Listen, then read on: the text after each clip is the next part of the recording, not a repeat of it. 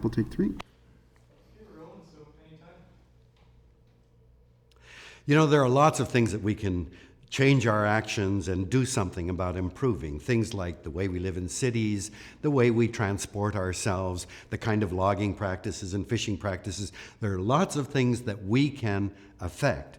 But some things you have to live with because, in fact, there's nothing we can do about it. And those are things like the speed of light, gravity, entropy, the first and second laws of thermodynamics. Those are things that we have to accept and work ourselves around. And there is another one that is absolutely crucial. It's a mathematical reality called exponential growth. Now, we all hear our leaders in business and politics telling us we've got to keep the economy growing. Growth is everything. Well, the consequence of steady growth, that steady growth is called exponential growth, is that whatever is growing will double in a predictable time. Whether it's the amount of garbage you make, the size of your city, the population of the world, anything growing steadily will have a predictable doubling time. So if it's growing at 1% a year, it'll double in 70 years. 2% a year in 35 years, 3% in 24 years, 4% in 17 and a half years. That's an inexorable consequence of exponential growth. Now, I'm going to show you why this idea that growth is a be-all and end-all is ultimately suicidal. I'm going to give you a system analogous to the planet, and that's a test tube full of food for bacteria.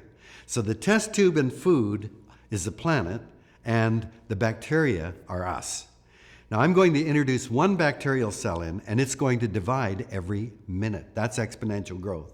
So at time 0 at the beginning, there's one cell. 1 minute, there are 2. 2 minutes, there are 4. 3 minutes, there are 8. 4 minutes, 16. That's exponential growth. And at 60 minutes, the test tube is completely packed with bacteria, and there's no food left. So we have a 60-minute growth cycle. When is the test tube only half full?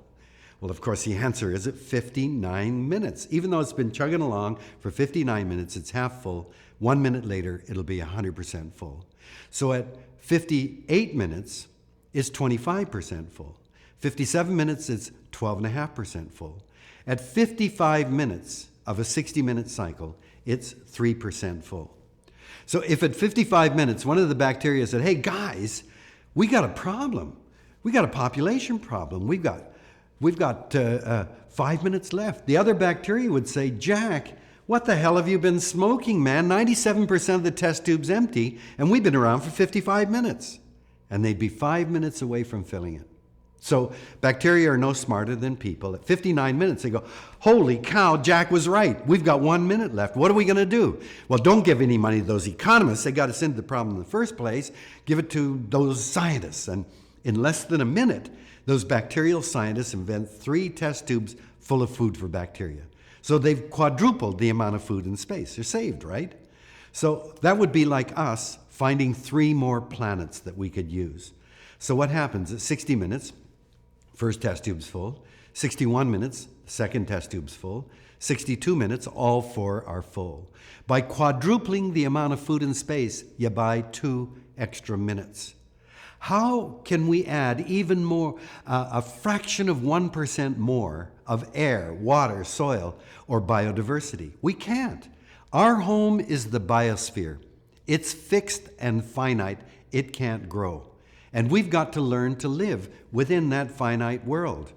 Now, every scientist I've talked to agrees with me. We are already past the 59th minute.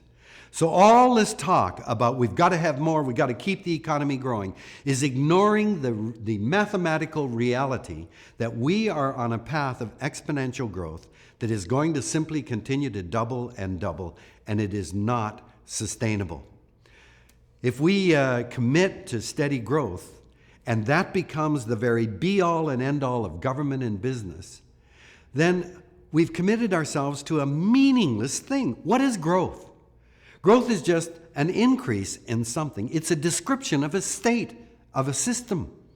But surely growth in and of itself is not a goal. We've got to ask, what is it a means to? Where are we going?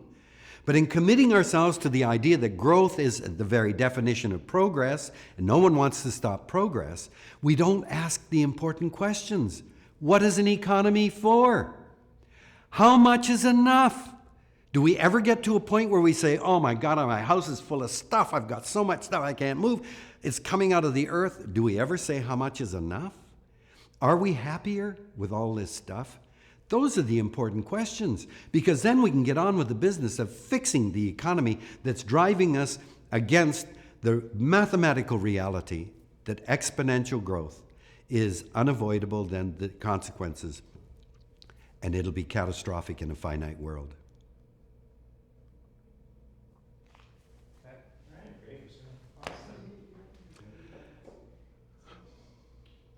Yeah, sure. Just the very ending. If you could say like the last sentence or two again. Sure, okay. Still going? Yep. I've forgotten what the hell I said. But no. Okay.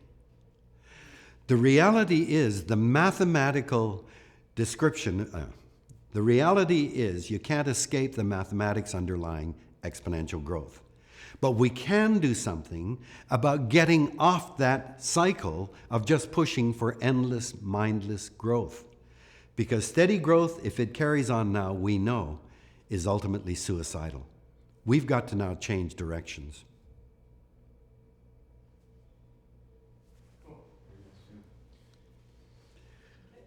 Sorry, I